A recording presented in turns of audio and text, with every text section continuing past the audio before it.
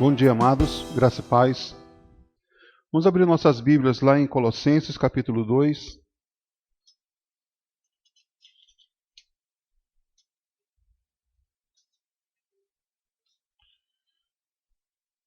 Versículos de 1 a 5.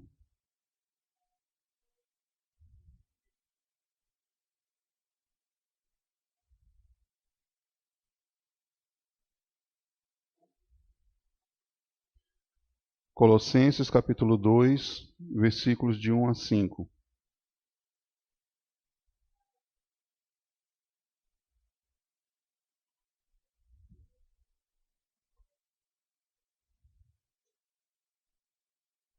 Amém? Diz assim a palavra do Senhor.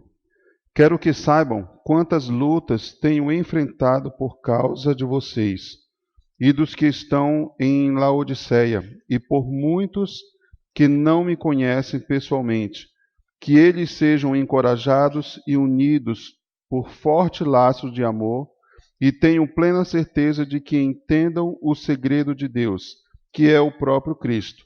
Nele estão escondidos todos os tesouros de sabedoria e conhecimento. Eu lhes digo isso para que ninguém os engane com argumentos bem elaborados, pois, embora eu esteja longe, meu coração está com vocês, e eu me alegro de que estejam vivendo como devem e de que sua fé em Cristo seja forte. Pai querido, nesse momento queremos te agradecer, Pai Celestial, por mais uma escola dominical que estamos tendo. Te pedimos em teu nome que o Senhor nos oriente, nos abençoe nesta manhã, ajudando-nos, Senhor, a compreender cada vez mais da tua palavra, e ajuda-nos, Senhor Jesus, a estarmos, Senhor, unidos nesse aprendizado. Em teu nome te agradeço para todo sempre. Amém. Vamos lá então. Como nós colocamos na semana passada, primeiro de tudo, né, a questão eu queria, se fosse possível colocar aqui, Kaique, a questão do saber, sentir e agir, ok? A primeira parte mesmo. Nós falamos o seguinte: o saber que o comportamento do verdadeiro mestre é evidenciado pelo zelo com a obra e a total submissão à vontade de Cristo. E algo que nós enfatizamos muito na semana passada foi justamente que esse comportamento que Paulo demonstrou, principalmente para com a igreja, mas também para nós, né? Nós aprendemos justamente que ele tinha um grande zelo pela obra do Senhor, pelo fato de que ele amava muito a igreja de Cristo, né? O corpo de Cristo. Ele amava como? Nós explicamos isso, em relação a, mesmo não conhecendo pessoalmente cada pessoa, mas por causa de Cristo, como nós aprendemos, ele amava a igreja de Cristo, ok? Então, simplesmente, ele amava por causa de Cristo. Então, o compromisso que ele tinha com o Senhor, por causa da sua obra, ele simplesmente, cada vez mais, ele se esforçava. E nós aprendemos nesse esforço, na sua oração, na dedicação da sua oração, ele se dedicava justamente com seu esforço de duas maneiras. Primeiro, por causa que ele estava vendo as heresias entrando dentro da igreja de Colossos, Laodiceia e as igrejas ao redor. Mas quando ele percebeu isso, o que ele acontece? Como ele sabia que ele estava preso e não podia chegar até lá, ele começa a se agonizar. Porque ele, como nós colocamos, que ele sabia que se ele estivesse presente, o negócio ia ser totalmente diferente. Eu creio que na ideia de Paulo ele poderia fazer igual Jesus, né? Quando chegou ao templo e começou a quebrar as coisas e expulsar as pessoas de dentro do templo, porque aquilo ali era a casa de oração. E uma das coisas que a gente viu também é justamente na situação de que ele sabia que ele tinha, claro, em Cristo, todo o potencial para expulsar todos aqueles mestres, falsos mestres, na realidade, da igreja de Colossos, e fortalecer ainda mais a igreja. Mas uma das coisas que nós vimos também é aquela questão de que nós vamos enfatizar, principalmente hoje, é a questão de que a igreja, mesmo com tudo isso, a igreja se mantinha firme na doutrina. Então, através de Epáfras, o que ele faz? Ele manda uma carta, e aí essa carta chega aos Colossenses para fortalecer também a vida deles, né, tanto na doutrina como na fé a qual eles estavam abordando. E como nós vimos aqui, porque ele tinha essa submissão à vontade de Cristo. Ele se submetia constantemente àquilo que Cristo queria para a sua vida. Porque o seu desejo era sair da prisão e ir até aquela igreja. Mas por causa de Cristo, ele simplesmente continuou ali. O sentir amor e cuidado pelo ministério, cumprindo fielmente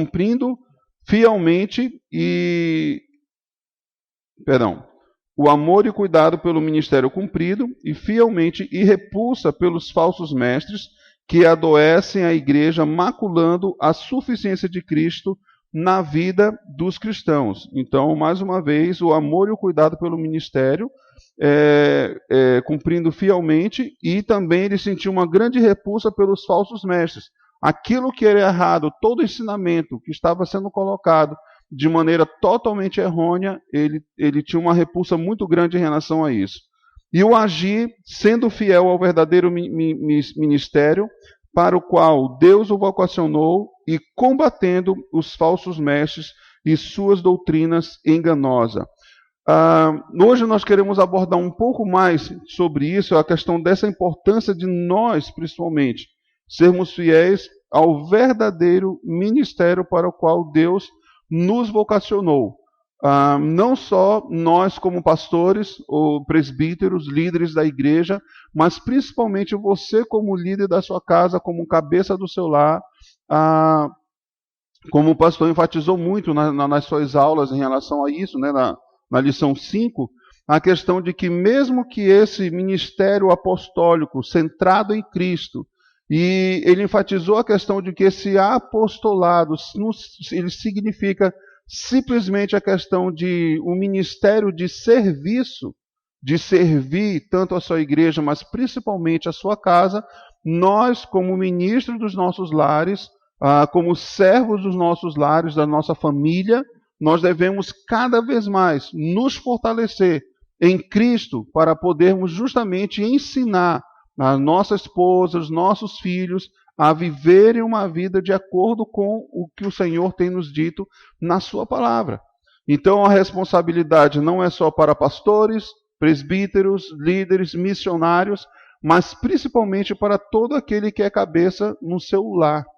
Então nós temos essa responsabilidade de principalmente cumprir esse ministério de estar ensinando constantemente. Para quê?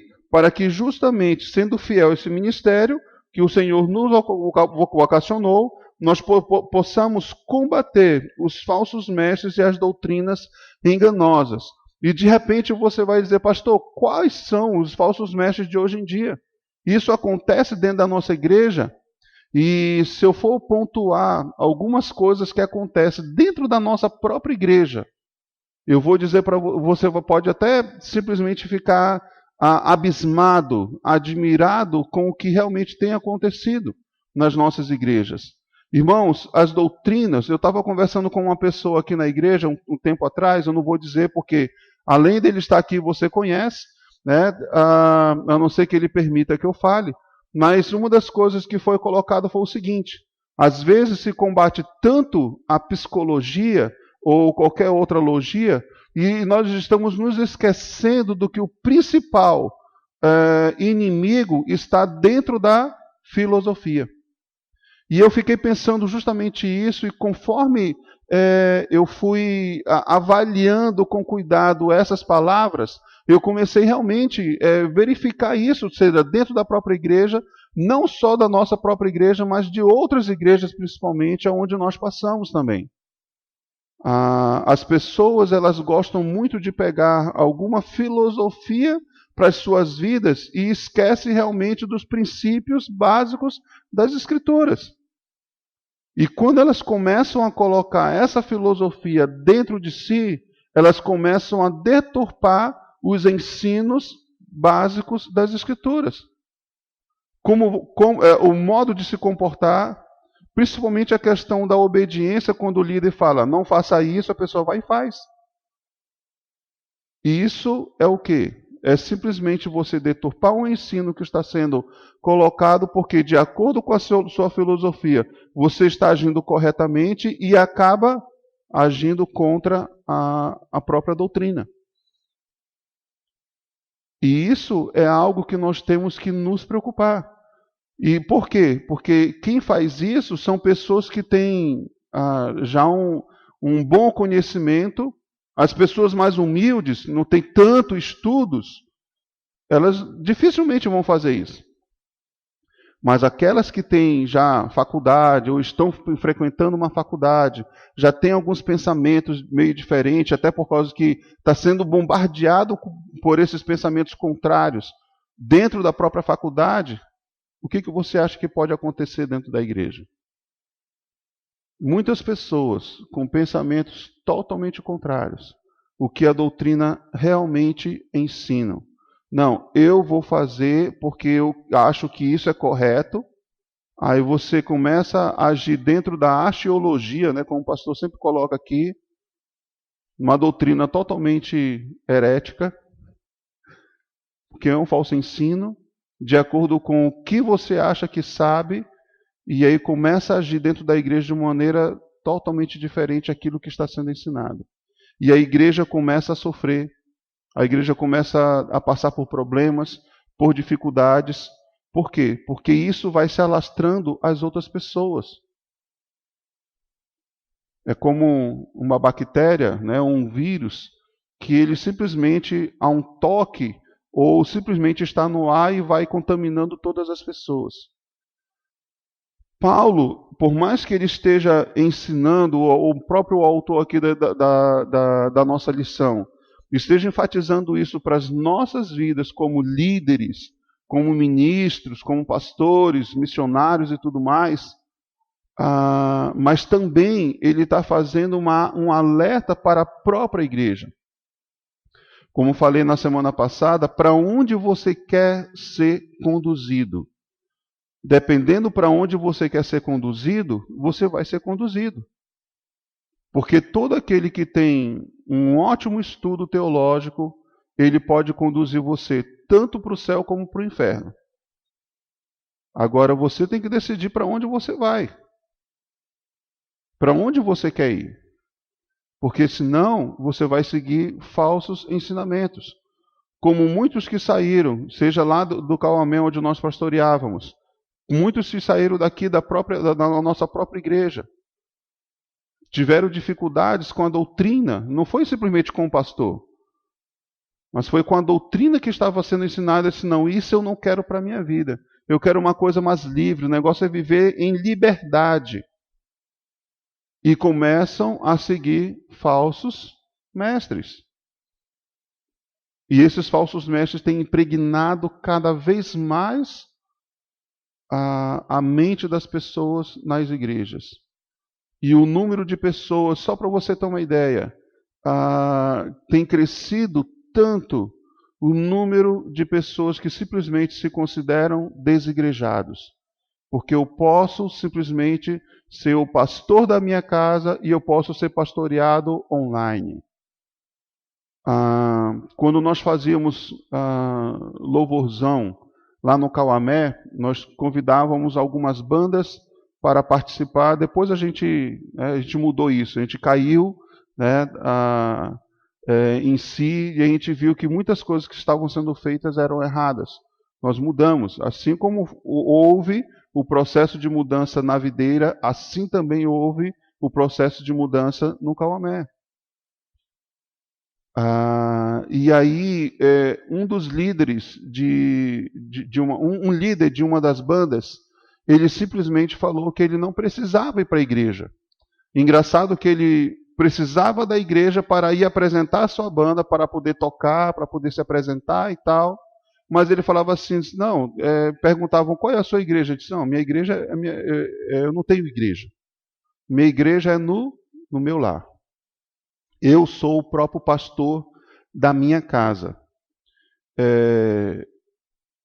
O que ele estava abordando é totalmente diferente desse tipo de pastorado, desse tipo de liderança do que nós estamos enfatizando aqui. Então, minha família não precisa de igreja, não precisa estar debaixo de outro pastorado, porque eu mesmo sou o pastor da minha casa. Eu ensino conforme eu quero. E se você vê a vida de uma pessoa dessa hoje, é uma pessoa totalmente antibíblica, anti-igreja, anticristo. Porque realmente ele não vive aquilo que se prega. Tenta viver uma moralidade, mas na realidade é totalmente imoral no seu agir, no seu falar. E aí você percebe, sabe? São coisas que, como por exemplo, você já fez promessa, já cumpriu uma promessa diante de Deus? Se Deus me abençoar, eu vou fazer isso, isso, isso, isso. E eu perguntei, da onde você tirou isso? Que você precisa deixar sua barba crescer ao ponto de chegar ao chão para pagar uma promessa que você fez para Deus. Da onde que vem esse ensinamento? Autocompadecida? Né? Do filme, Autocompadecida? Que ele gostava tanto? Esqueci o nome de outro filme católico também que enfatiza muito, né? O Pagador de Promessas. Esse é o filme. O cara sai de uma cidade para outra carregando uma cruz para pagar uma promessa, para poder entrar na igreja com aquela cruz, sem antes consultar o líder local. E aí ele é impedido de entrar na igreja. Ele só entra depois de morto, com a multidão carregando diante da cruz, mas ele entrou. Né? É esse tipo de promessa que nós temos que pagar diante de Deus, compromisso que nós fazemos. Por isso que tipo de filosofia está impregnando a sua mente? Eu sempre tive um problema muito grande com filosofia. Primeiro de tudo que eu odeio filosofia. Em relação a estudo, eu tive filosofia cristã lá no seminário. Gente, que coisa terrível. Não existe matéria pior do que filosofia. Mas é importante, né? É importante a gente saber, é importante a gente conhecer um pouco da filosofia, do pensamento filosófico dos autores e assim por diante. Mas uma das coisas que a gente percebe que essas coisas vão adentrando dentro da nossa igreja, adentrando na nossa vida, e a gente esquece realmente de que a doutrina que precisa ser vivida, ela pode ser vivida de uma maneira, sabe? Eu posso mudar um pouquinho, mas não é para ser mudada a doutrina, não é para ser mudado o ensinamento. É para ser seguido conforme Cristo colocou na sua palavra. Deus colocou na sua palavra.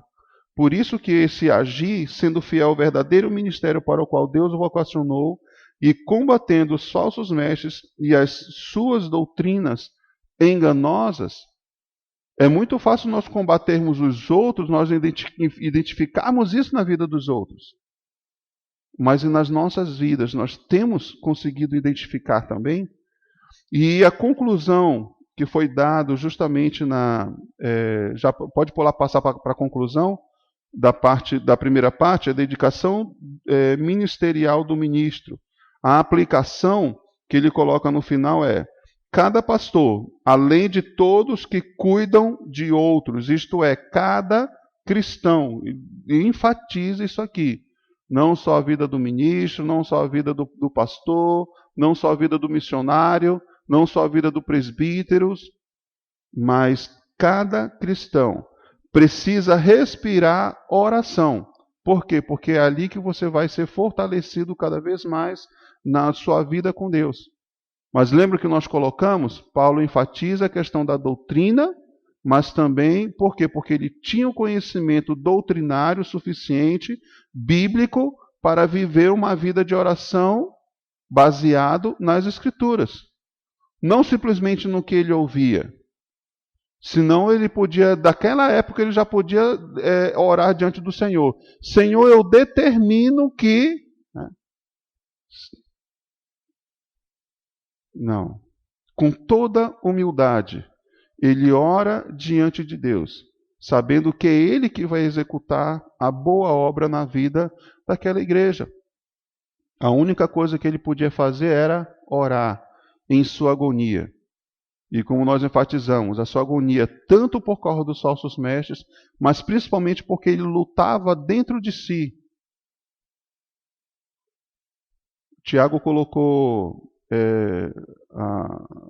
essa semana, acho que foi sábado, se não me engano, foi sexta, a questão da oração, né?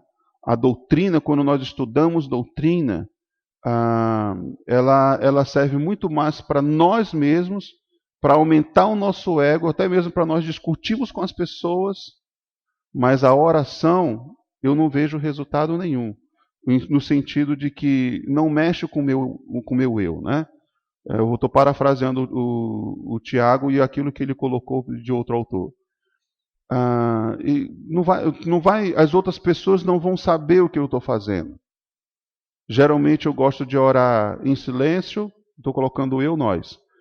Geralmente eu gosto de orar em silêncio para ninguém me ouvir, ou se eu vou orar em voz alta, eu quero fazer a melhor oração possível para as pessoas dizerem: esse cara é fervoroso, essa pessoa é fervorosa. É assim que eu tenho que agir em oração.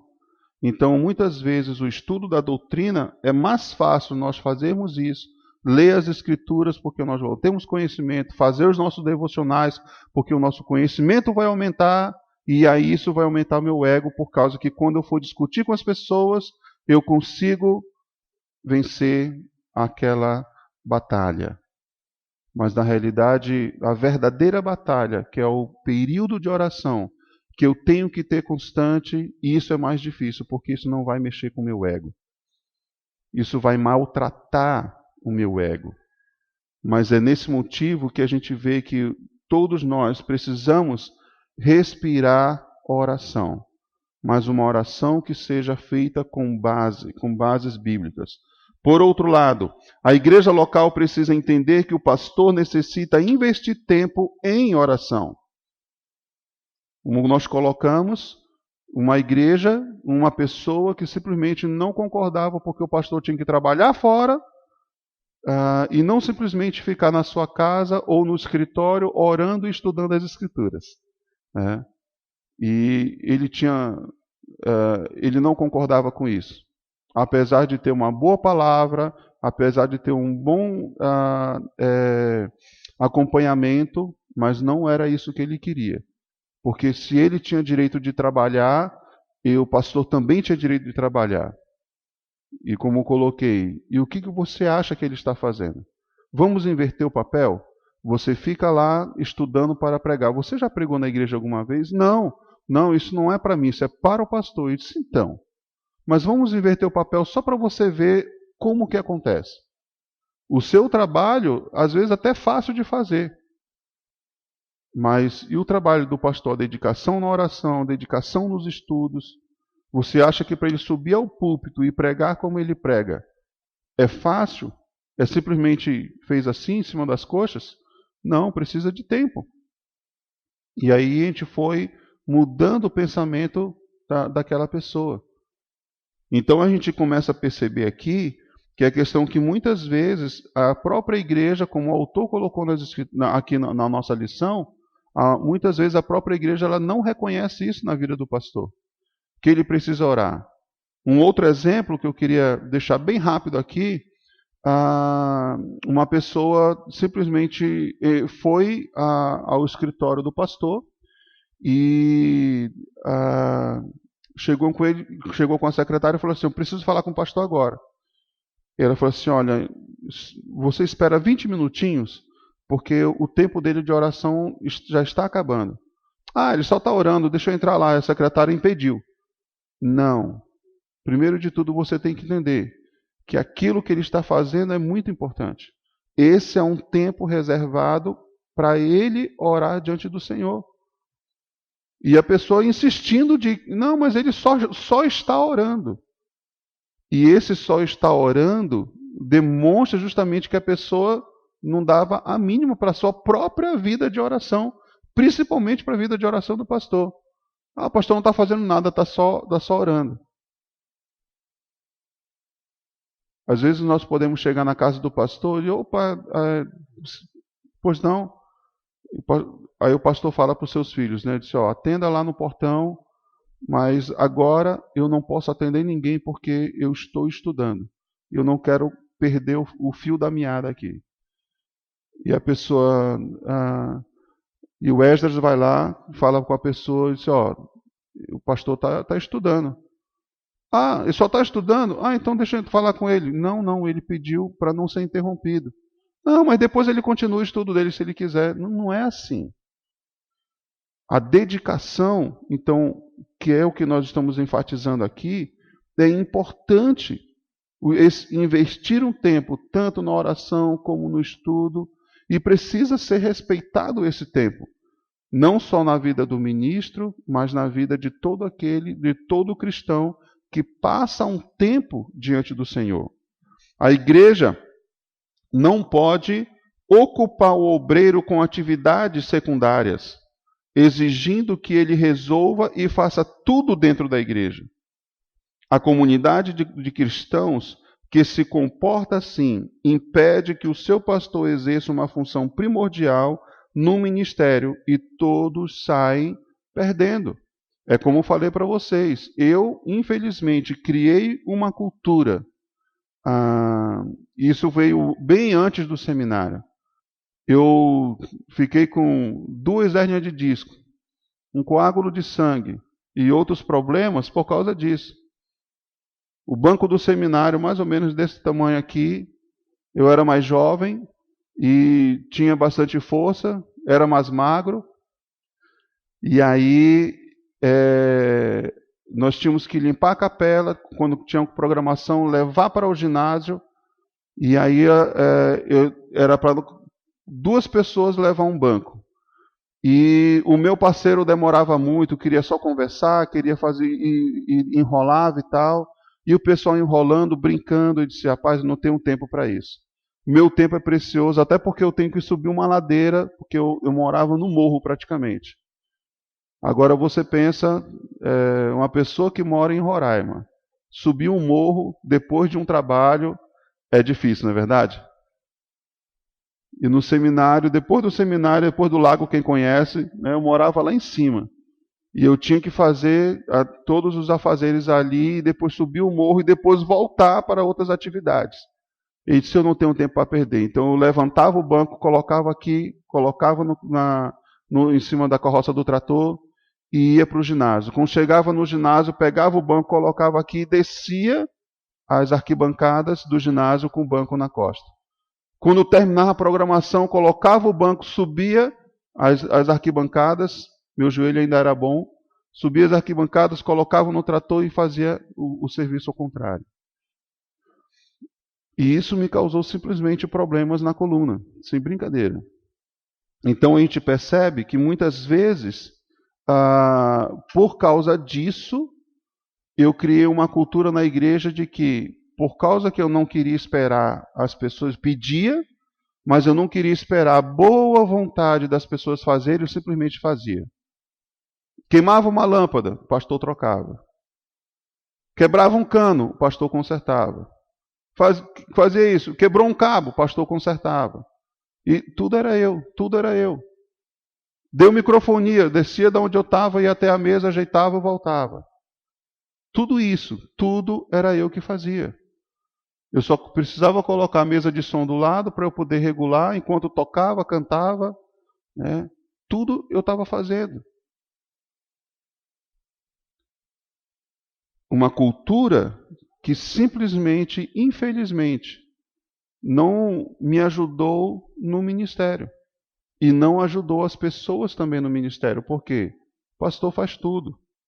Isso é uma cultura errada. E é uma coisa que a gente está vendo aqui que as pessoas não podem, a igreja não pode simplesmente colocar coisas secundárias para o pastor fazer. De repente você diz, poxa, o pastor está na igreja aqui, ele não carrega uma cadeira dessa porque a gente está precisando aqui para alguém carregar. Meu irmão, me perdoe do que eu vou colocar aqui, mas não é a função do pastor. Ele pode fazer isso? Pode, mas ele tem outras coisas para fazer. Entenda o que eu estou colocando aqui. Tem outras coisas para ser executado. Então, a igreja é maior do que o pastor. Você entende o que eu estou colocando? Existe muito mais pessoas na igreja do que para o pastor simplesmente pegar a cadeira e ir lá. Existem outras pessoas que podem pegar a cadeira.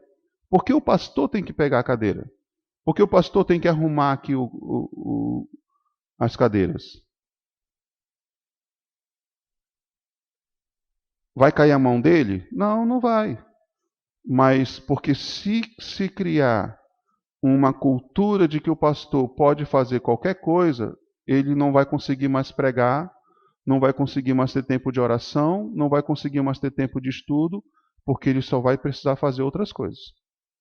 E a igreja, nós iremos cobrar uma boa mensagem, um bom estudo, nós vamos cobrar isso do pastor.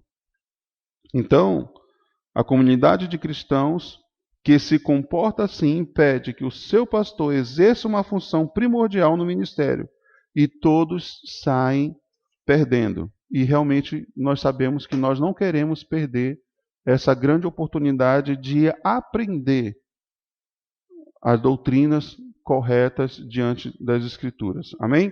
Então pode passar para a segunda parte lá do motivo da dedicação ministerial do ministro.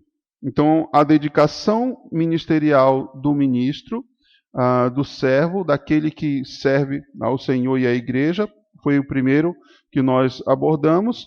E hoje nós vamos abordar o motivo da dedicação ministerial do ministro. Para encorajar, primeiro, para encorajar os cristãos, como ele coloca no texto que nós temos aqui nesta manhã. Em primeiro lugar, nós vemos que, quando Paulo coloca, quero que saibam quantas lutas tenho enfrentado por causa de vocês e dos que estão em Laodiceias, e por muitos que não me conhecem pessoalmente. Aí ele coloca o versículo 2. Que eles sejam encorajados e unidos por fortes laços de amor, e tenham plena certeza de que entendam o segredo de Deus, que é o próprio Cristo.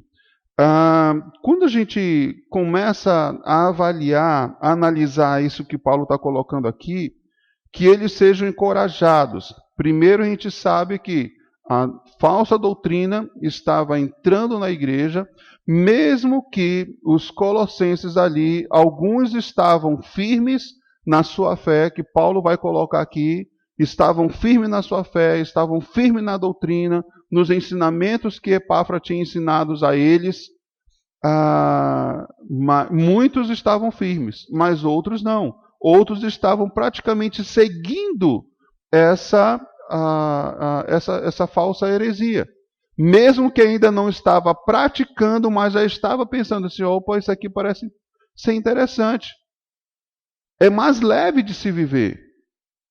É mais leve viver um falso ensino na igreja, porque ele não me obriga a muitas coisas. Tem uma música da Moana, do filme, né, da Disney, Moana, que tem sido colocado para esposas, para mulheres, né? Tem que obedecer, não olhar para trás e vai embora. Eu não lembro qual é a música, só decorei essa parte. E aí, eu até brincando coloquei para algumas pessoas aqui da igreja. Mas é uma brincadeira. Mas quando foi colocado assim, o que é ser cristão? O que é ser evangélico? O que é viver uma vida, ser crente? E aí a pessoa colocou essa música. E aí eu fiquei avaliando e disse, não é bem assim. Até porque quando ela canta a música, ela está cantando de uma maneira no sentido de que ela não quer fazer aquilo. Ela está dizendo que ela é obrigada a fazer aquelas coisas. Tem que obedecer, não olhar para trás e não sei o quê, sem se arrepender. Será que na vida cristã é assim? Na nossa vida com Deus, será que é assim? Nós somos obrigados a viver essa vida com o Senhor? Eu creio que não é bem dessa maneira. Na realidade, Paulo está combatendo justamente isso. Por quê? Porque isso é uma doutrina filosófica que vai adentrando nas nossas vidas, que vai massageando o nosso ego. Ah, então eu quero ser igual a Moana. Eu quero ser livre. Mas a Bíblia fala, você é livre. Os colossenses aqui estavam dizendo, nós queremos ser livres.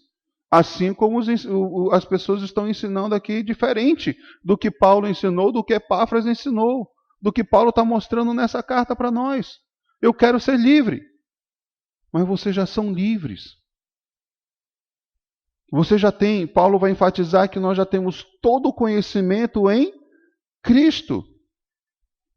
Em outro texto, ele já vai enfatizar que nós temos o Espírito de Cristo nas nossas vidas. O Espírito Santo que nos ajuda, que nos ensina, que nos dá a compreensão correta daquilo que nós temos aprendido diante de Deus. E aí, é por isso que ele mostra nesse texto que eles sejam encorajados. Para que eles não venham a dar um passo atrás, mas que eles consigam continuar progressivamente crescendo na doutrina, crescendo em Cristo, olhando para Cristo e não olhando para esses falsos ensinos, para essas heresias. Devemos lembrar que essa igreja estava sendo bombardeada por falsos ensinamentos. Paulo lutava em oração para que os crentes de Colossos fossem encorajados a continuar a caminhada cristã e permanecer nos ensinos de Jesus Cristo. O verdadeiro pastor não somente ensina a igreja, mas está constantemente em oração para que a igreja permaneça no genuíno ensino da palavra de Deus. E o que está na moda hoje é principalmente o ser coaching, né? Nós fomos participar de um workshop de música lá na Igreja Central, onde trouxeram, o cara entende muito de música. Aquele agudo que muitas mulheres aqui não conseguem fazer, ele fez lá. Soltou aquele agudinho que, sabe, aquele tim que dá no ouvido, ele fez isso. Um grave que muitos homens não conseguem fazer, ele conseguiu fazer lá.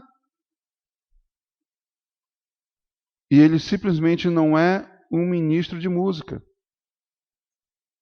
Uma pessoa que ensina as pessoas a cantarem corretamente e tal, na igreja, a usar a sua voz corretamente. Não, mas ele teve que ir para fora para fazer o quê? Um curso de coach vocal. Porque ele consegue incentivar você a cantar corretamente. Tudo é questão de um incentivo, não é isso? Paulo não estava sendo coach aqui, mas ele estava dizendo que era para a igreja estar encorajando-se a si mesmo. Assim como ele estava, através dessa carta, encorajando a igreja a viver essa vida corretamente diante do Senhor. Então a gente percebe que muitos cristãos, muitos pastores, eles começam a ensinar isso. Algumas faculdades teológicas, entre aspas aqui, ensina tudo sobre logia, menos teologia. E aí você percebe que, principalmente, isso é obrigatório para muitos pastores, principalmente no meio pentecostal, ele ter o curso de psicologia e principalmente em coaching. para justamente conseguir passar para a igreja, para justamente conseguir incentivar a igreja, motivar a igreja de uma maneira totalmente errônea daquilo que era para.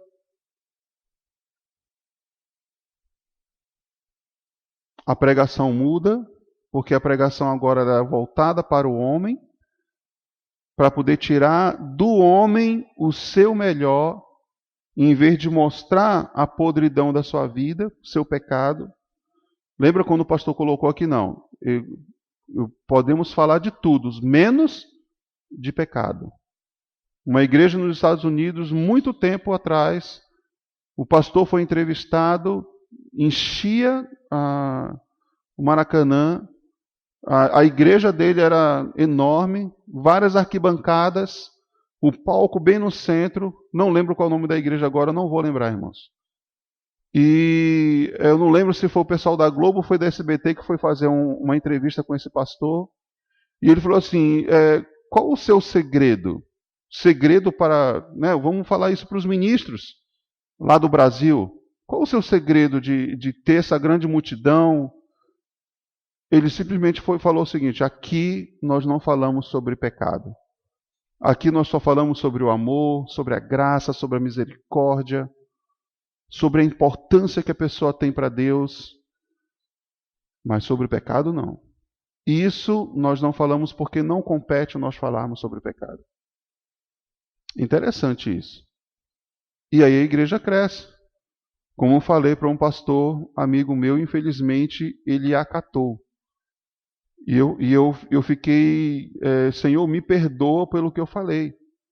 Eu simplesmente estava mostrando para ele assim, olha, uma igreja séria que prega a doutrina, ela vai ter dificuldade de crescimento. Vai ter. Porque nem todo mundo quer isso, mas vai crescer. Porque Deus vai colocar pessoas que estejam dispostas a aprender aquilo que o Senhor quer ensinar através da sua palavra. Mas quer ver a igreja crescer rapidamente? Você começa a falar sobre a unção daquilo, sobre a unção daquilo, mas em primeiro lugar, você ordena sua esposa a pastora, promove ela de cargo.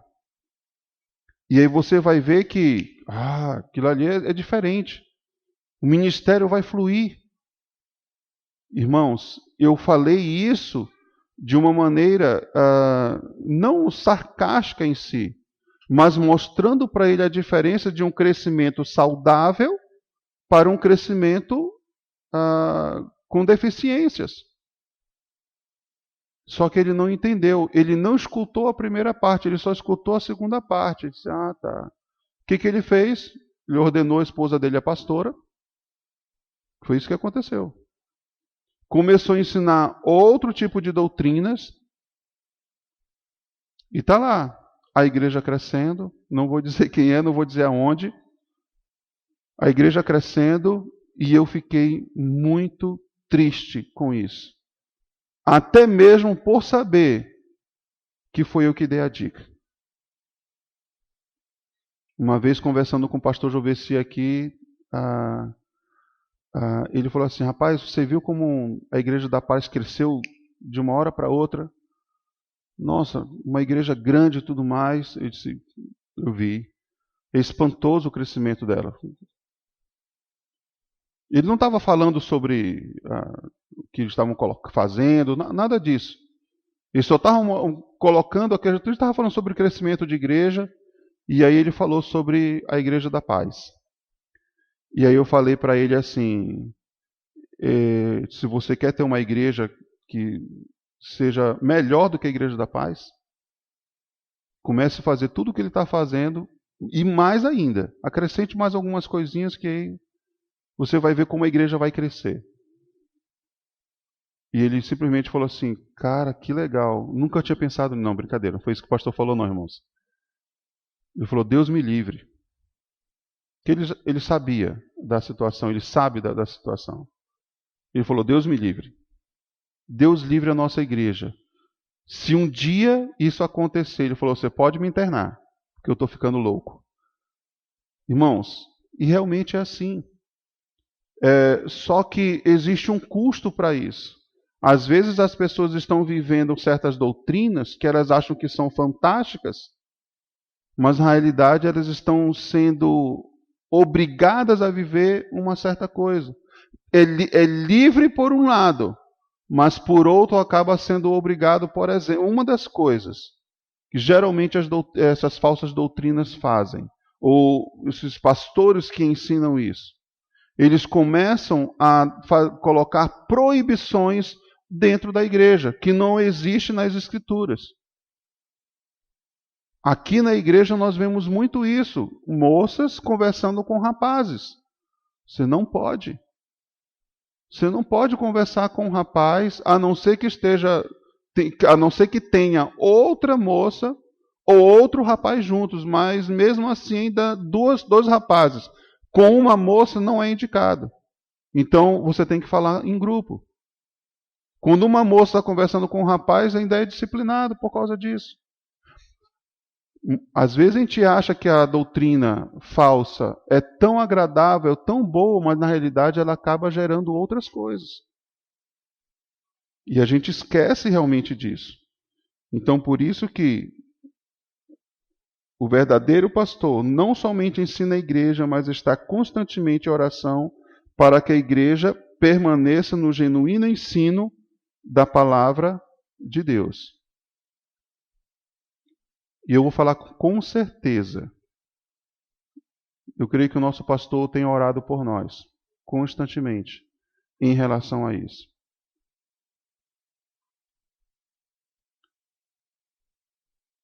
Então, o primeiro motivo da dedicação do ministro é simplesmente para encorajar os cristãos. O segundo motivo é para manter a comunhão da igreja. Que eles sejam encorajados e unidos por fortes laços de amor e tenham plena certeza de que entendem o segredo de Deus, que é o próprio Cristo. Amados, primeiro de tudo que as heresias, quando elas começam a entrar nas igrejas, os falsos ensinos, eles fazem é o seguinte: dividir para conquistar. Como assim dividir para conquistar? Porque é o seguinte, quando você começa a colocar, irmã Naí, você é especial para Deus. Ore que as suas orações vão ser respondidas. O Senhor falou isso na sua palavra e Ele vai cumprir e cobre do Senhor, viu? Irmãos, eu estou falando do que eu ouvi. Eu não estou inventando nada aqui. E cobre do Senhor. Você é tão importante para Deus como um cantor que o Asaf gosta tanto? Sua vida é para Deus mais importante do que tudo. Por você, Deus muda o céu e até mesmo para o mundo. Você é importante para Deus. Uma dica de louvor, para não cantar na igreja, tá bom? Mas ele tem uma outra música que eu acabei esquecendo agora, que nós cantamos aqui na igreja. Muito bíblica. E eu fiquei pensando, como é que pode uma pessoa cantar algo para Deus e depois algo para o mundo? E a gente começa a perceber que uma pessoa dessa parece que tem a mente dividida. Mas na realidade ele sabe o que ele está fazendo, até porque ele precisa ganhar dinheiro, irmãos. Então só músicas para Deus não vale muito a pena. Eu preciso ganhar dinheiro, então eu vou entrar no meio gospel. E aí começa a fazer coisas que não tem nada a ver. E essa é uma música antiga, para você ter uma ideia. Quando a gente começa a identificar essas coisas, é porque nós temos uma boa doutrina. Aquilo que está sendo ensinado. Então, a falsa doutrina, os falsos mestres, eles ensinam o que é errado justamente para dividir a igreja para conquistar. E é justamente por causa disso que Paulo ele encoraja os irmãos e para quê? Para que eles sejam unidos e fortes nos laços de amor. A Bíblia fala para nós considerarmos os outros superiores a nós mesmos. A Bíblia fala para nós amarmos o nosso próximo como Cristo amou a igreja. A Bíblia fala para nós amarmos o nosso próximo como a nós mesmos. A Bíblia fala que aquilo que você quer que os outros lhe façam, faça você primeiro. O que mais que a Bíblia fala sobre essa situação de nós vivermos em comum unidade? A Bíblia fala que lá no início da igreja, lá em Atos capítulo 2, o que estava acontecendo? E eles se dedicavam à doutrina dos apóstolos, que mais? Na comunhão e no partir do pão. Para que eu tenha uma comunhão correta com o meu irmão, eu preciso ter uma boa doutrina. Para que eu consiga até mesmo partir o pão, participar da ceia e outras coisas mais, no sentido de estar juntos num só propósito, eu preciso ter uma boa doutrina e ter comunhão com meu irmão. Aonde que os falsos ensinos, os falsos mestres vão adentrar? Justamente para dividir e conquistar. Você não precisa olhar para a irmã Suame. Olha para ela e veja assim, você não é importante para mim. Se você fizer algo que me beneficia, aí eu vou ser sua amiga. Mas se não, não se preocupe comigo. Não se aproxime de mim. É assim que tem que ser a nossa comunhão? De maneira nenhuma. Nós precisamos viver uma comunhão realmente conforme o Senhor nos ensina. Eu creio que, graças a Deus, as irmãs têm comunhão, não é? Uma boa comunhão. Então, irmãos, esses falsos mestres com os seus falsos ensinos estavam também causando algum tipo de divisão na igreja de Colossos. Provavelmente a igreja estava dividida em dois grupos.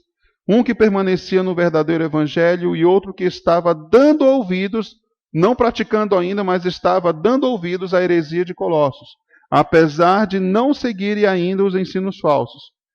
Isso estava gerando discussões que talvez chegassem ao nível pessoal.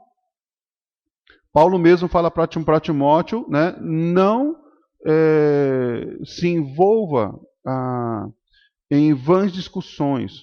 Esqueci o texto agora, quando ele fala justamente para Timóteo não dá atenção às paixões da mocidade. No sentido de entrar numa conversa, de entrar numa discussão e simplesmente ganhar essa discussão.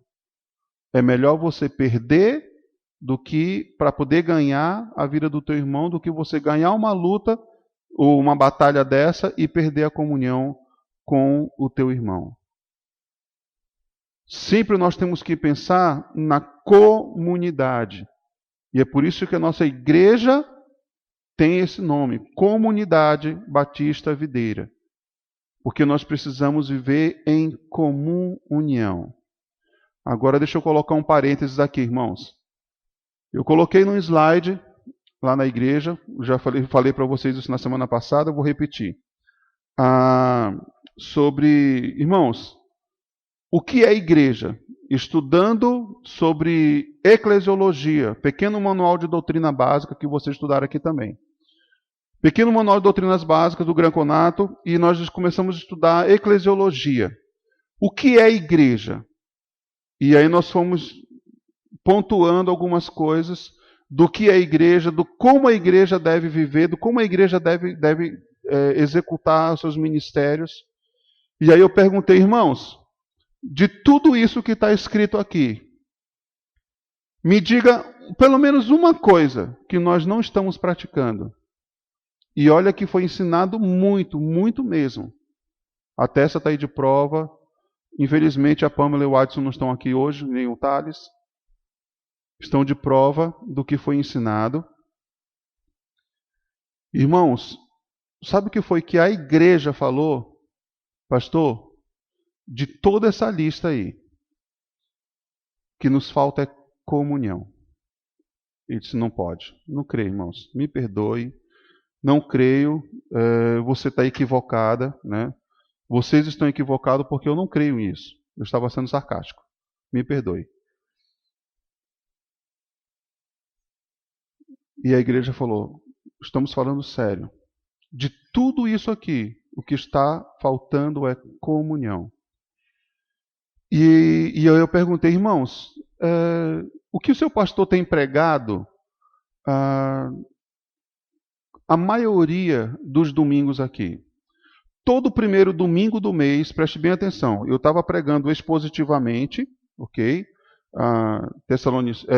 Filipenses, Colossenses, Hebreus. Eu estava pregando, não lembro qual o livro que eu estava pregando, ensinando na igreja, mas todo primeiro domingo do mês, isso foi opção nossa, né, tanto da igreja como minha, todo primeiro domingo do mês, que era o domingo de ceia, nós falávamos sobre comunhão. Para mim era uma obrigatoriedade. Desde quando eu assumi o Cauamé, todo primeiro domingo do mês, a mensagem era sobre comunhão. Nós passamos 15 anos no Cauamé. Quantas mensagens de comunhão a igreja ouviu? A igreja foi ensinada sobre comunhão. Por isso que eu falei para eles de maneira sarcástica. Eu disse, não pode. Porque vocês têm sido ensinados sobre comunhão. Só para você ter uma ideia, a situação era tão séria que falaram assim, pastor, eu disse, meu irmão, eu vou fazer uma visita na sua casa. Pastor, eu não quero a sua visita. Não quero. Não leve para o lado pessoal, não quero sua visita. Eu quero a visita da igreja. Ninguém da igreja tem me visitado. Eu fiz aquela pergunta que o pastor Joveci tem falado aqui muitas vezes para nós. Mas você, que está cobrando a visita do irmão, de outros irmãos, você tem visitado outros irmãos? Pois é. O irmão estava passando por uma dificuldade muito grande na sua vida, estava se afastando da igreja, por causa da igreja, não por causa do pastor, não por causa do que estava sendo ensinado, mas porque ele falou assim, a igreja tem tudo o que é para ter, mas infelizmente a igreja não sabe viver em comunhão. Em comunhão. Eu não quero mais a sua visita, pastor. Eu quero a visita da igreja. E nós começamos a fazer justamente essa situação, para que a igreja se visitasse. Irmão, é muito difícil. Muito difícil mesmo. E aí eu quero perguntar para você, quantas vezes você já foi visitar o pastor? É muito fácil visitar o pastor, a irmã Leila, né? É muito fácil.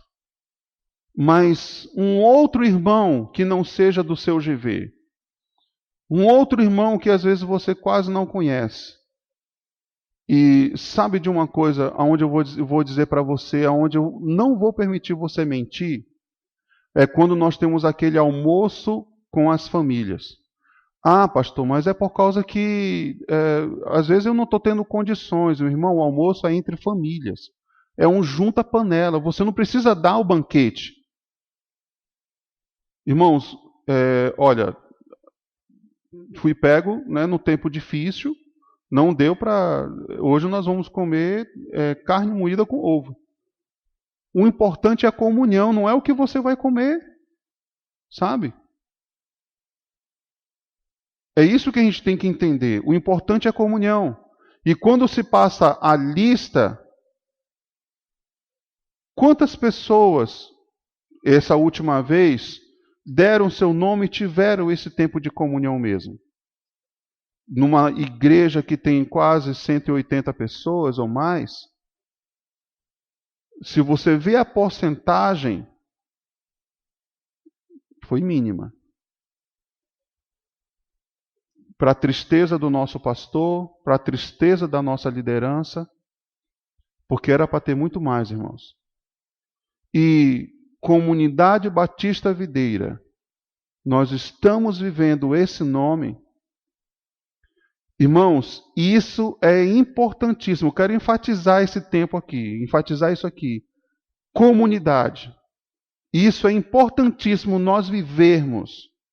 Porque as pessoas que estão adentrando a nossa igreja, as pessoas que estão presenciando, participando dos cultos, é muito fácil nós termos comunhão quando nós vamos orar uns pelos outros e tudo mais e tal. É muito fácil fazer isso. Mas conversar com o irmão que gostaria de fazer uma visita na sua casa. Vamos lá. A igreja se visitando. Como nós temos vivido essa comunidade? Essa comunhão que Paulo está colocando aqui. Por que eu quero enfatizar isso? Porque isso vai impedir com que sejamos alvejados com falsas doutrinas.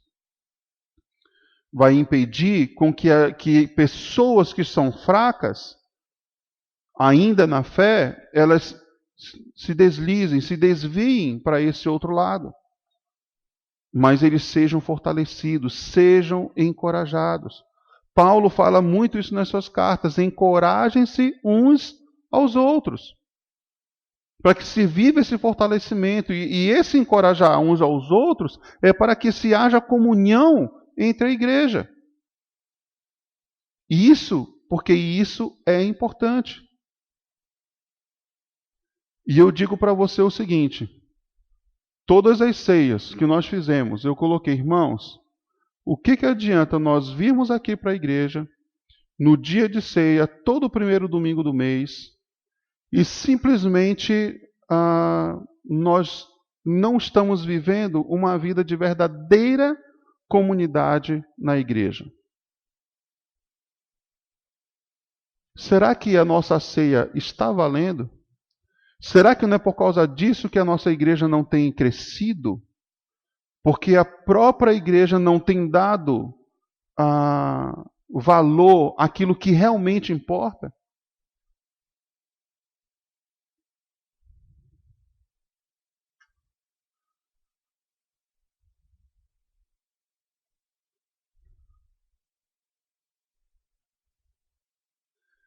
Esses falsos mestres, com os seus falsos ensinos, estavam também causando algum tipo de divisão na igreja de Colossos. Uns estavam seguindo uma coisa, ou querendo seguir esses falsos ensinos, não estavam dando importância à comunhão, mas outros não. Vamos ficar firmes na fé e viver essa vida de comunhão.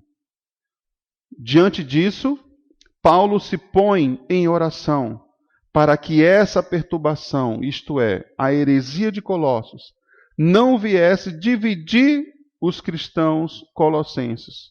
Paulo orava para que eles permanecessem juntos, unidos e bem vinculados em tudo, especialmente na pureza doutrinária. Sem você colocar achismos. Eu acho que o que o pastor quis falar foi isso, então eu vou fazer isso. Não. Pergunte para o pastor, ligue para o pastor, passe um WhatsApp, um e-mail. Vá lá na casa dele, pastor, foi isso que o senhor quis falar? Tenha certeza, irmão. Para que a gente não viva esses achismos. Para que a pureza doutrinária, que aquilo que está sendo ensinado, seja na EBD, seja no culto de domingo à noite, seja vivido corretamente. A pureza doutrinária é importantíssima, mas ela precisa ser vivida fielmente na vida do cristão. Paulo sabia que uma igreja dividida era um alvo fácil para os falsos mestres e seus ensinamentos. Lembrem disso, dividir para conquistar. E isso na guerra, isso sempre deu resultado. Por que você acha que isso não vai dar resultado dentro da nossa igreja, a qual nós estamos vivendo, em primeiro lugar, entre nós mesmos, no sentido pessoalmente, Cada um de nós já vivemos uma batalha espiritual, onde já somos divididos porque minha carne quer fazer o que eu não quero, ou minha carne quer fazer aquilo que o meu espírito diz que é para fazer o contrário. Aquilo que o meu espírito diz que é para fazer, a carne não quer fazer. E nós já vivemos uma batalha. E cada vez mais, Satanás, o diabo, o inimigo das nossas almas, ele faz com que vivamos essa divisão dentro de nós. Com que cada dia mais nós demos mais valor às coisas da carne do que realmente às coisas de Deus. A vida espiritual necessária. O que nós estamos fazendo com as nossas vidas? Então, o motivo da dedicação ministerial do ministro é manter a comunhão da igreja, encorajar os cristãos.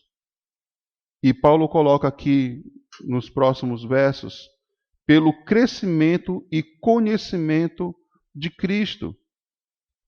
Que sejam encorajados e unidos com fortes laços de amor e tenham plena certeza de que entendam o segredo de Deus, que é o próprio Cristo. Porque nele estão escondidos todos os tesouros da sabedoria e conhecimento. Colossenses, por que vocês querem dar ouvidos a vãs filosofias? Há princípios totalmente errôneos. Se você já tem toda a sabedoria na sua vida, por meio do Espírito de Cristo. Se você já tem tudo na sua vida, vocês têm Cristo. Como ele está colocando aqui, que nele estão escondidos todos os tesouros de sabedoria e conhecimento. Por que dar ouvidos a essas outras filosofias heréticas? Do que simplesmente olhar os princípios bíblicos e ser mais sábios do que esses. Eu vou dar um exemplo bem pequeno aqui. Eu fiz uma simples pergunta para uma pessoa. Uma brincadeira, né, que foi feita. Eu fiz uma brincadeira para os jovens da minha igreja. Só para você ter uma ideia como o pensamento muda radicalmente. Eu fiz uma brincadeira com os jovens da nossa igreja e eles conseguiram pensar de maneira mais pura, sabe? Eles conseguiram raciocinar de uma maneira mais livre. E depois eu fui numa loja de um dos meus parentes, não vou falar também qual. E aí eu fiz essa mesma brincadeira com as pessoas que estavam lá, com algumas pessoas da família também, que não são crentes. Irmãos, saiu cada besteira. Eles não conseguiam raciocinar de maneira simples, como 2 mais 2 é 4. Eles não conseguiam raciocinar. E o tempo que eu gastei com os jovens da igreja, eu gastei o triplo com essas pessoas para uma simples pergunta. Eu não lembro agora qual foi a pergunta ou a brincadeira que foi feita. Não conseguiram. Eu não estou dizendo que aqueles que são do mundo são burros, né, são ignorantes em relação a muitas coisas. Eu estou colocando num patamar, numa balança, que nós, como cristãos, nós conseguimos pensar de maneira tão elevada. Vou colocar a balança de outro tipo agora aqui, né? De uma maneira tão elevada que nós somos superiores em nossos pensamentos em relação àqueles que pensam lá no mundo. Nós conseguimos raciocinar com mais clareza. Nós conseguimos raciocinar com mais rapidez. Por que será de tudo isso? Porque quanto mais nós estudamos a palavra de Deus, as Escrituras, quanto mais nós fazemos devocionais, quanto mais nós dedicamos nossos estudos, então é algo místico? Não. É porque nós estudamos. Mas também porque o Espírito Santo nos ensina, Nós temos alguém dentro de nós que nos ensina aquilo que precisamos aprender. E essas pessoas lá no mundo não têm. Por isso que os nossos pensamentos são superiores. Entenda o que eu estou colocando. Por isso que Paulo está colocando que em Cristo, neles estão escondidos todos os tesouros de sabedoria e conhecimento. Vocês querem obter conhecimento? Querem ter sabedoria? Eu não lembro agora se é Tiago ou Paulo que fala aos Gálatas. Peça que o Senhor lhe dá abundantemente. Não é isso? Peça, é só pedir. E o Senhor lhe dará. O que nós estamos fazendo com todos esses conhecimentos? Paulo, anteriormente, já havia demonstrado que Jesus Cristo é o mistério de Cristo revelado. Agora ele se dedicava à oração para que a igreja de Colossos progredisse no conhecimento desse mistério, que é o próprio Jesus Cristo. Os cristãos de Colossos, de acordo com Paulo, deveriam conhecer mais de Cristo. Eles deveriam, cada dia, como cristãos salvos e redimidos, crescer mais no conhecimento de Cristo. Que resultado eram gerados na vida da igreja quando ela crescia em conhecimento? Quais são os resultados? Em primeiro lugar, esse crescimento no conhecimento de Cristo gerava a plenitude da inteligência. Só para comprovar o que acabei de falar, que nós somos superiores em nossos pensamentos. E toda riqueza do pleno entendimento. Aí nós vemos aqui na ARC, né? Nós vemos aqui na NVI, como ele está colocando. E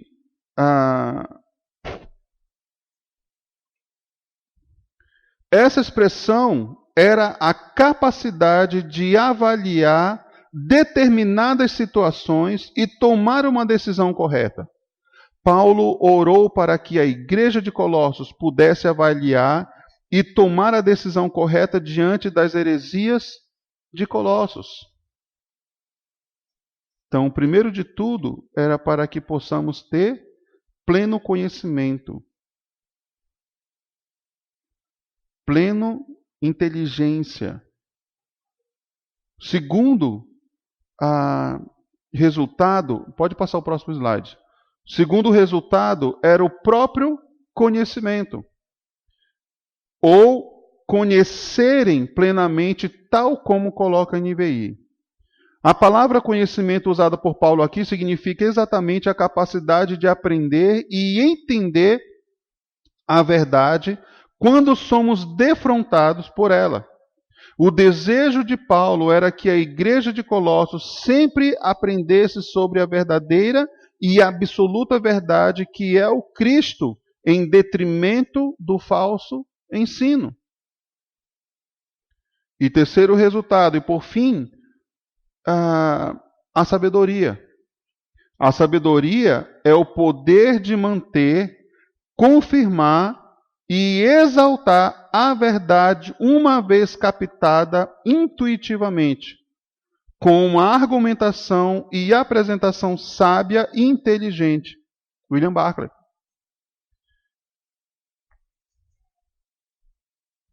Na filosofia do mundo, a verdade ela não é absoluta. Não é. O que é verdade para você pode não ser verdade para mim, mesmo que eu concorde com você. Mas pode não ser verdade para mim. Por quê? Porque o interessante é a minha opinião. Dividir para conquistar. O importante é o meu pensamento e não o seu pensamento. Eu posso até concordar com o que você colocou, mas não completamente. Mas por quê? Porque não foi eu que pensei. Mas o que você pensou é interessante, eu vou acrescentar. Aí você, agora eu concordo, porque o seu pensamento está completo. Aí você vai dizer, não, peraí, ainda está incompleto. Aí você acrescenta o que você já falou, o que a pessoa acrescentou, e você acrescenta mais um pouco. Agora sim, agora chegamos ao denominador comum. Aí a pessoa vai dizer, não, peraí, falta mais alguma coisa. A filosofia, ela nunca vai ter um fim. Ela sempre vai se questionando por quê. Parece a Estela. A Estela fica perguntando, pai, por que nós temos língua? Eu tenho que responder. Por que nós temos olhos? Por que nós temos parede? Você já conseguiu responder para a criança por que você tem parede? Tem uma hora que cansa, irmãos. Eu simplesmente falo para ela, porque o céu é azul. Nada a ver, pai. Só que aí eu consegui me livrar, né? Me livrar, ela vai embora e tal. Ela fala, nada a ver, pai. Às vezes cansa, mas eu vou até onde a paciência consegue, né? Eu vou respondendo. Ela tá querendo aprender. E ela vai perguntando, até eu dizer assim, porque o céu é azul. E ela fica pensando, nada a ver. Mas tudo bem, aí ela vai brincar com outra coisa, vai assistir. A filosofia, ela nunca vai chegar a um denominador comum. Ela sempre quer acrescentar uma coisa, sempre vai ter uma dúvida. Já o pensamento bíblico cristão, o pleno conhecimento, a sabedoria, existe apenas uma verdade, que é o próprio Cristo, como ele está dizendo aqui para nós. Então, Paulo orava a Deus que a igreja de Colossos estivesse cheia de toda a sabedoria para enfrentar os ensinamentos heréticos que perturbava aquela igreja. O motivo da dedicação ministerial do ministro. Porém, essa genuína inteligência, o excelente conhecimento e a prática sabedoria a prática da sabedoria não tinha a sua origem em Paulo ou qualquer outro homem, mas somente em Cristo. Nele estão escondidos todos os tesouros da sabedoria e do conhecimento, verso 3.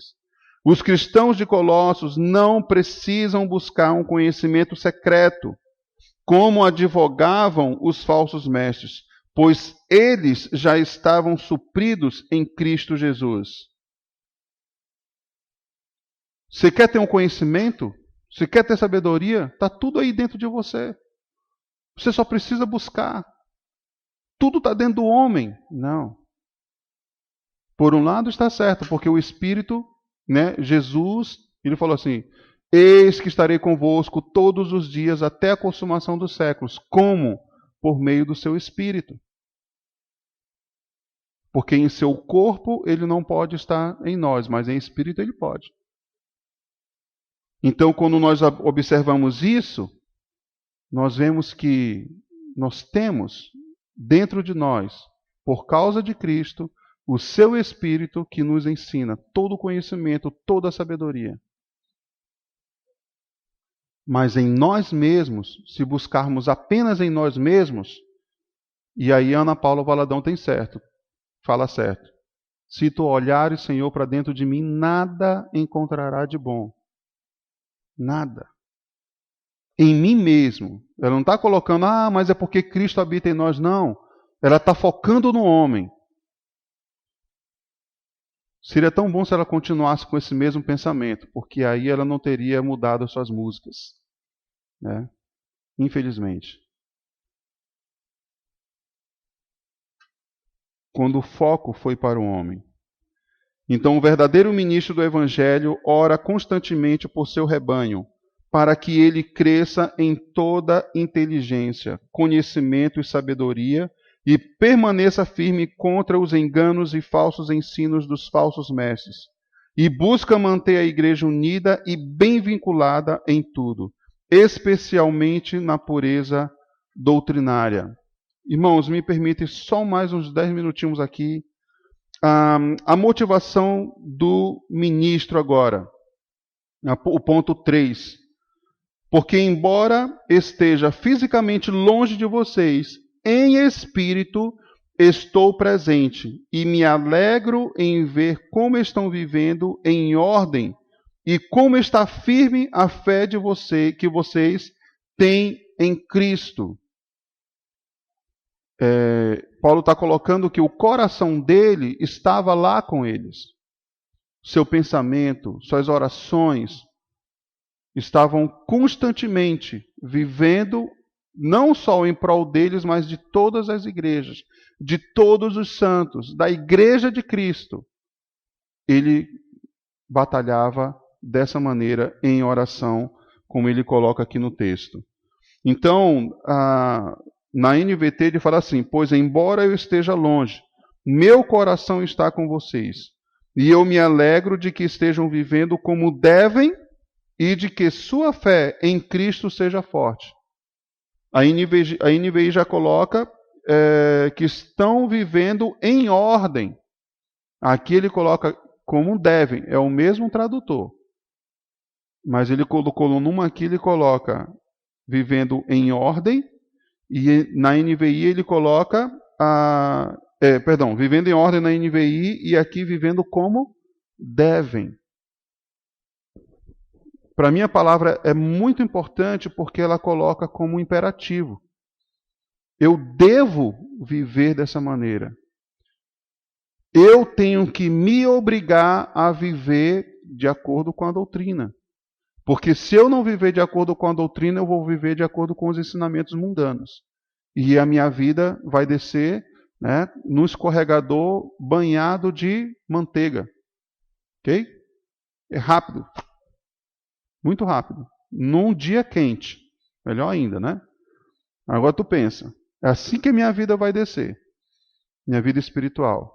Agora, se eu manter firme a minha vida espiritual na doutrina, eu conseguirei vencer em Cristo.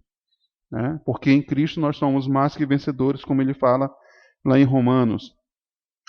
Tudo o que fazemos tem uma motivação por trás. Qual tem sido a sua motivação? A motivação do apóstolo Paulo em lutar em oração por aquela comunidade de cristãos na igreja de Colossos, mesmo não estando presente lá, era a ordem e a firmeza da fé daqueles amados irmãos.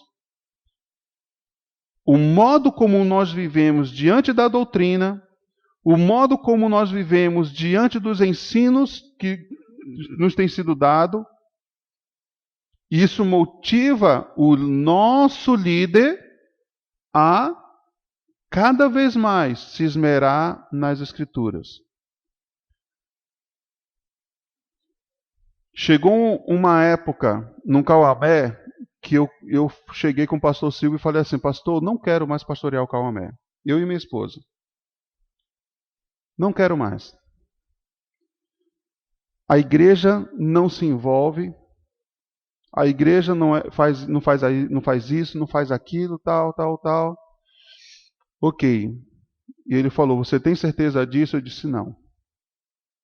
Não tenho certeza que eu quero deixar a igreja.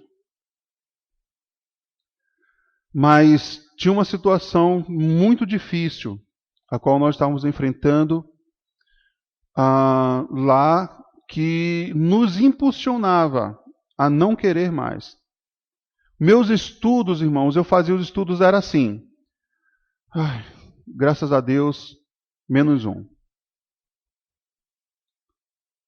O que isso acarreta? Isso acarreta que eu estava fazendo as coisas por fazer. Porque eu não estava tendo motivação nenhuma pela própria igreja. Só que, sabe aquela situação quando nós cantamos as músicas, né? Não olhe a circunstância, olhe o seu amor, não me guio por vista, alegre vou. Eu não conseguia fazer isso. Mas o pastor Silva simplesmente, na sua sabedoria, ele falou assim para mim: quando você fala a igreja, é toda a igreja, ou só algumas pessoas da igreja, mesmo que seja a maioria? Ele falou assim: a maioria. E aí ele perguntou o seguinte: e os outros? Tem alguém na igreja que preste atenção naquilo que você está pregando, que está se firmando? Ele disse: não sei, deve ter. Eu estava zangado. Eu disse: tá bom.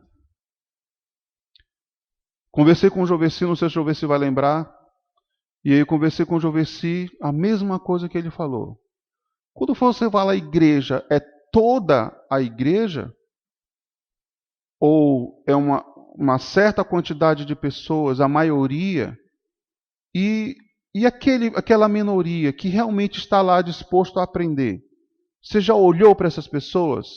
Não. Então volte e olhe para essas pessoas. Isso é ok. E aí eu comecei a buscar na minha mente quais são essas pessoas que estão realmente... Senhor, coloca na minha mente. Não consigo enxergar, porque eu só estava enxergando os problemas. Eu não estava, só via o podre da igreja, mas não via as qualidades. E aí, irmãos, quando eu comecei a olhar para aqueles que realmente estavam querendo aprender, eu entendo aquilo que Paulo está falando na nossa oração aqui. Eu comecei a ter motivação para viver uma vida cristã melhor, ter um tempo de oração e de estudo maior, ok? Para que aquilo que está sendo pregado seja pregado de maneira correta. Ai, sabe aquele texto? Ai dos pastores que... E aí isso veio à minha mente. E eu arrependidamente orei ao Senhor. Senhor, me perdoa.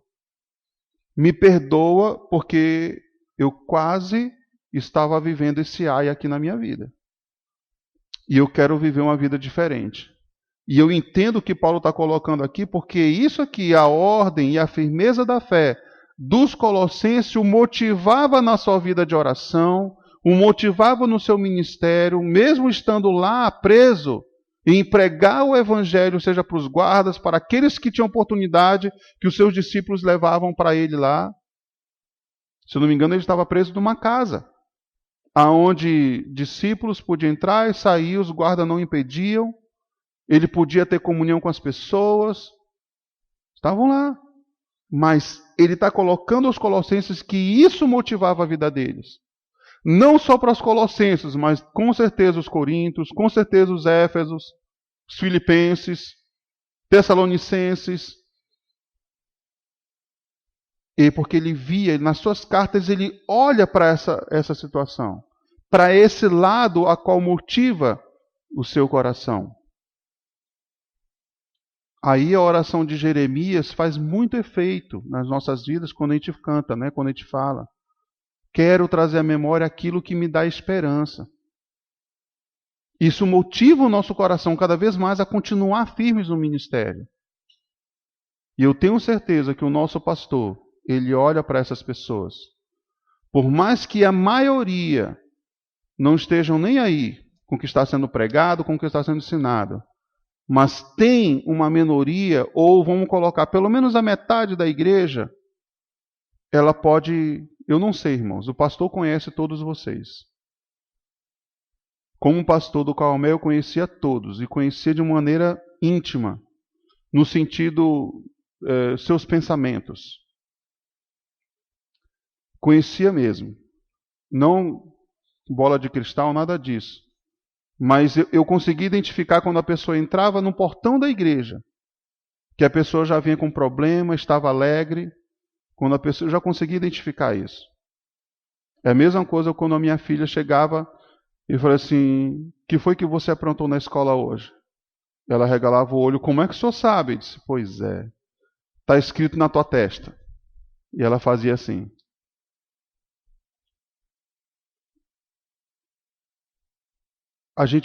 Quando a gente tem intimidade com a igreja, quando a gente sabe, a gente tem pelo menos esse sentimento, né, uma ideia do que está acontecendo com a igreja. Eu creio que o nosso pastor ele sabe disso também, ele conhece cada um de nós.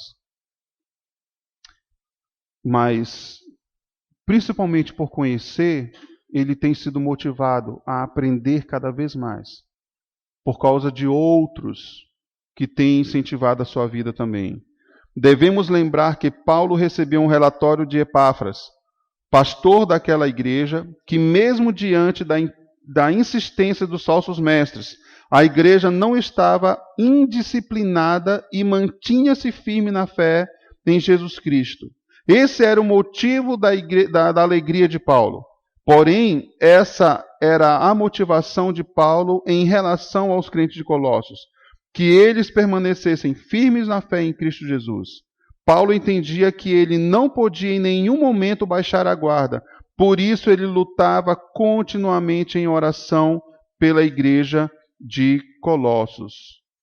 Concluindo, com um investimento e dedicação direcionados aos propósitos certos, neste caso, a saúde espiritual comunitária e doutrinária da igreja, todos, pastores e membros, poderão fazer como Paulo, se regozijar na firmeza da fé, no Cristo supremo e soberano.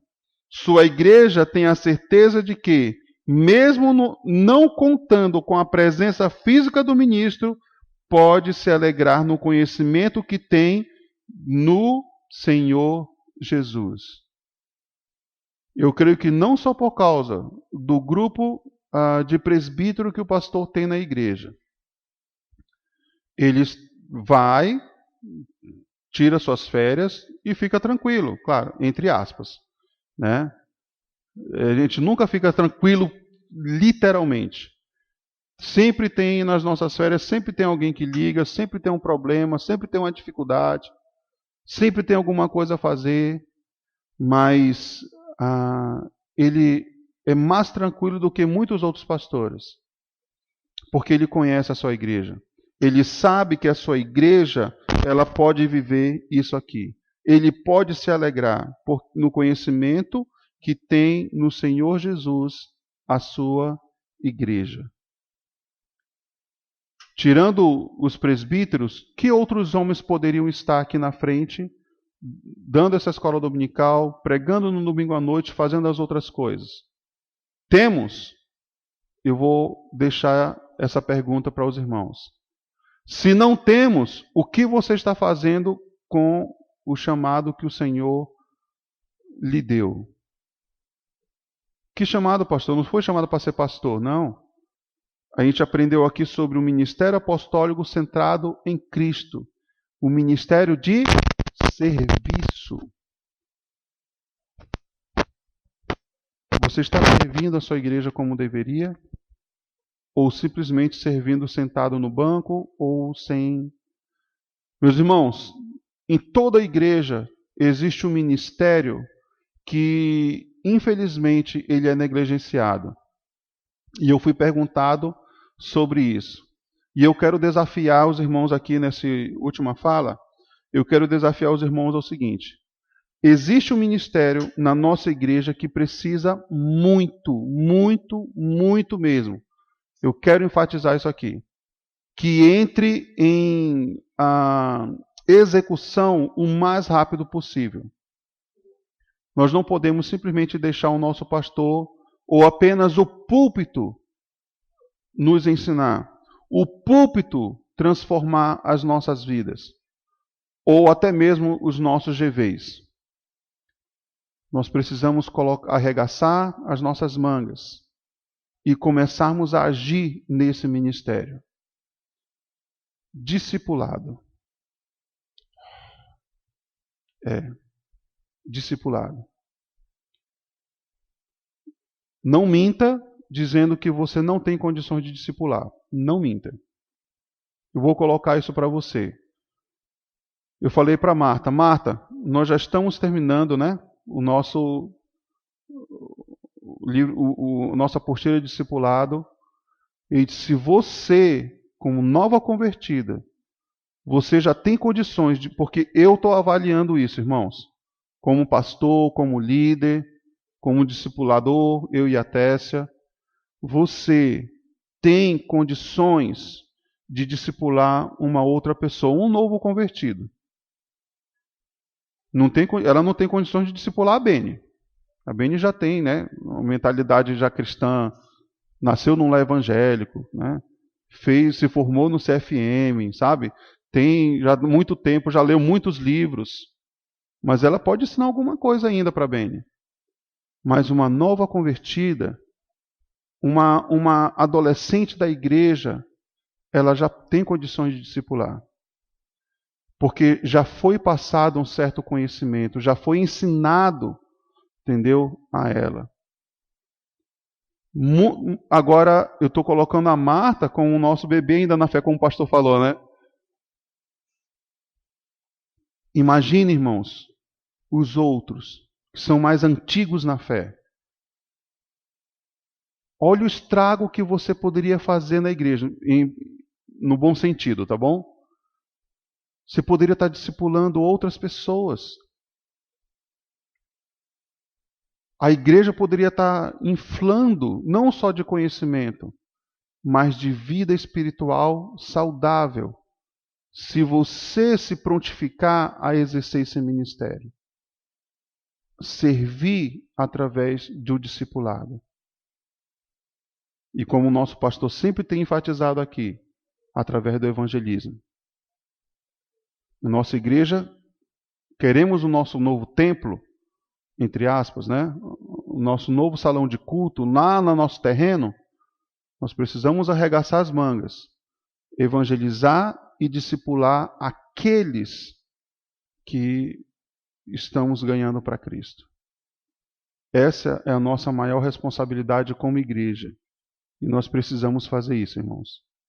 Não só na videira, mas em qualquer outra igreja.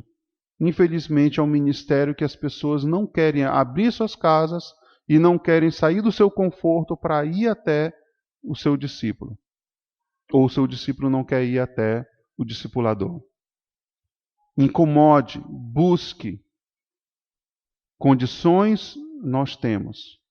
Agora, por que não fazemos? Vamos orar? Pai querido, muito obrigado, Deus, por esse tempo que o Senhor nos deu, de estarmos aqui envolvidos, Senhor, com essa obra tão maravilhosa. Te pedimos em Teu nome, Senhor, que Tu nos ajude a estarmos constantemente Te servindo, Senhor Jesus, com todo o nosso coração, com toda a dedicação, nesse serviço, Pai querido, que nós aprendemos aqui. Não só na oração, mas principalmente, Deus, nessa vida, Senhor, de discipulado, de estarmos, Senhor, ajudando as pessoas a chegarem a uma maturidade cristã, que foi justamente algo que foi enfatizado aqui também, Senhor, por Paulo nesse texto, e tem sido enfatizado, Senhor Jesus, nessa lição. Nós te pedimos em Teu nome, Deus, que cada vez mais nós venhamos nos comprometer com seriedade, Deus, a esse ministério, ao ministério da comunidade Batista Videira. E principalmente, Deus, que consigamos viver o que está escrito no nome da nossa igreja, em viver em comum unidade. Em Teu nome eu te peço, eu te agradeço para todo sempre. Amém, Senhor. Amém.